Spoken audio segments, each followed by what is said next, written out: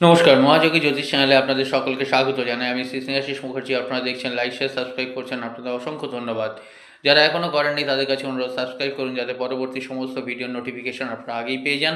Online offline কনসালটেন্সির জন্য যোগাযোগ করতে পারেন। যারা শিখতে চাইছেন অ্যাস্ট্রোলজি, নিউমারোলজি, বাস্তু, ট্যারট, তারাও যোগাযোগ করতে পারেন। আজকে বলবো 11ই জানুয়ারি। আপনারা সবাই জানেন 2026 কিন্তু রবির সাল। রবি কেন? 2+2+6, 2 2 4, 6 4 10, 1 মানে রবি। এবং 11ই জানুয়ারি এটা কিন্তু 11-11 হচ্ছে, কারণ সেটাও সানডে।